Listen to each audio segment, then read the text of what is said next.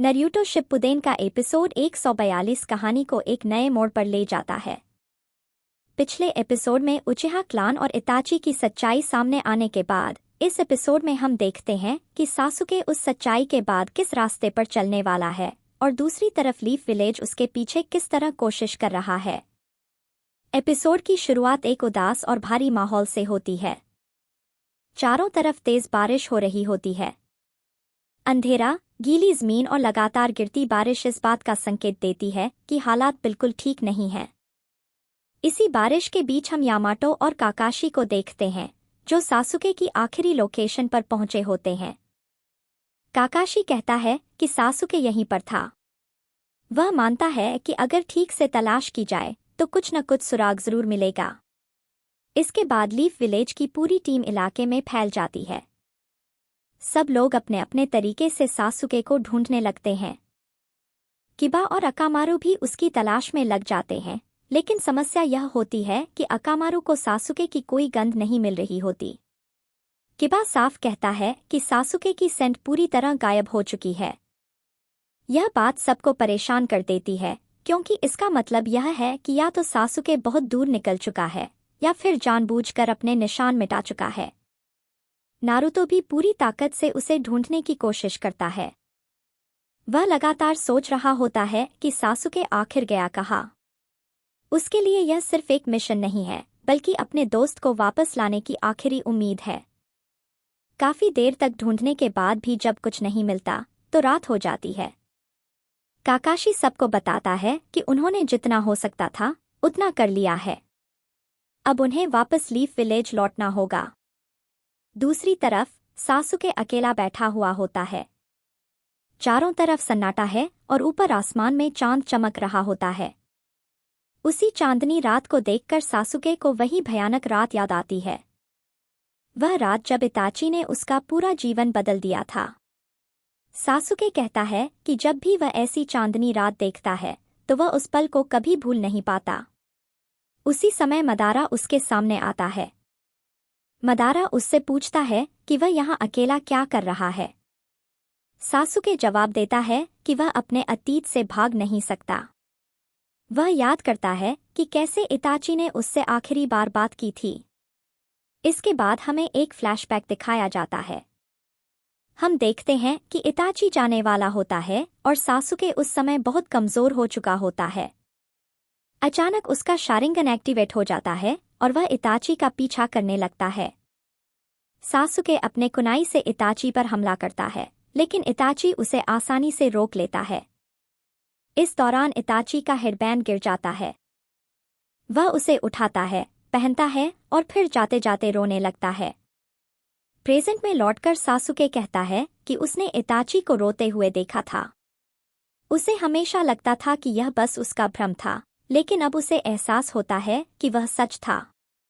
इससे सासुके को पहली बार लगता है कि शायद मदारा जो कह रहा है वह सही हो सकता है। मदारा फिर एक अहम सवाल पूछता है, इताची की आंखों का क्या होगा? क्या सासुके इताची की आंखें लेकर अपनी ताकत बढ़ाना चाहता है? सासुके साफ मना कर देता है। वह कहता है कि वह उचिहा क्लान को फिर से बनाएगा, लेकिन अपने ही तरीके से। इसके बाद मदारा किजामे के पास जाता है।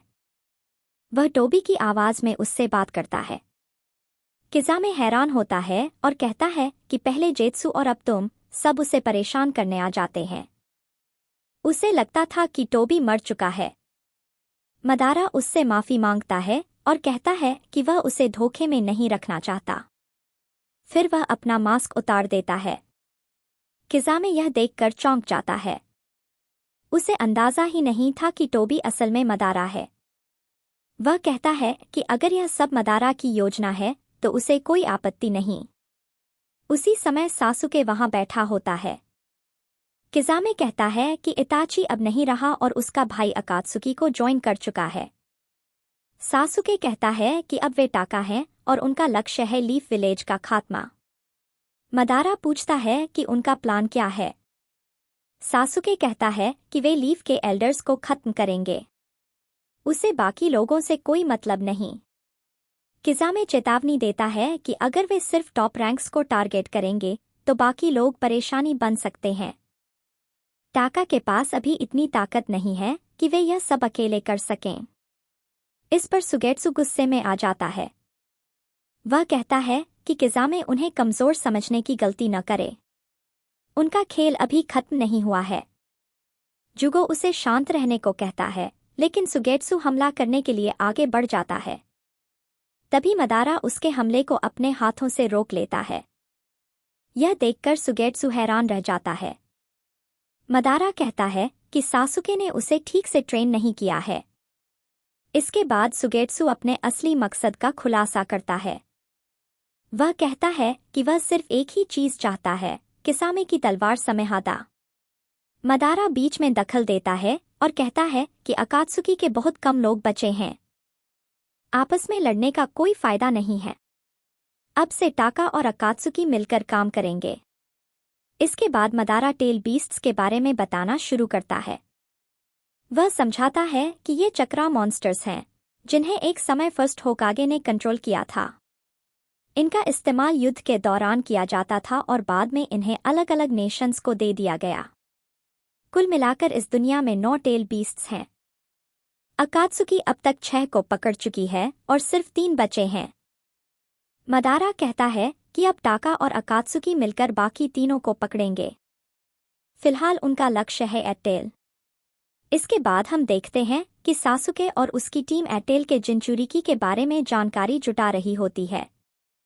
उन्हें पता चलता है कि वह ट्रेनिंग में है और उसके शरीर पर टैटू हैं।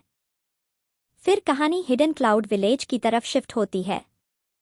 हम पहली बार एटेल के जिनचुरिकी किलर बी को देखते हैं। वह ट्रेनिंग खत्म करके बाहर आता है, रैप करता हुआ और खाने की बात करता हुआ। तभी उसकी नज़र टीम टाका पर पड़ती है। सासुके उससे पूछता है कि क्या वह एटेल का जिनचुरिकी है। किलर भी अपने मजाकिया अंदाज में जवाब देता है। सासुके साफ कहता है कि वह उसे पकड़ने आया है। इसके बाद लड़ाई शुरू होती है। सुगेत्सु सबसे पहले हमला करता है, लेकिन किलर भी उसका स्वॉर्ड रोक लेता है। वह दिखा देता है कि उसकी ताकत टाका से कहीं ज्यादा है। जुगो भी हमला करता है, लेकिन उसे भी भारी नुकसान होता है। किलर भी अपनी ताकत दिखाते हुए कहता है कि उसका नाम किलर भी है। आखिर में सासुके आगे आता है और कहता है कि अब वह खुद यह लड़ाई लड़ेगा। दोनों आमने सामने खड़े होते हैं और इसी जबरदस्त टकराव के साथ यह एपिसोड यहीं खत्म हो जाता है। प्लीज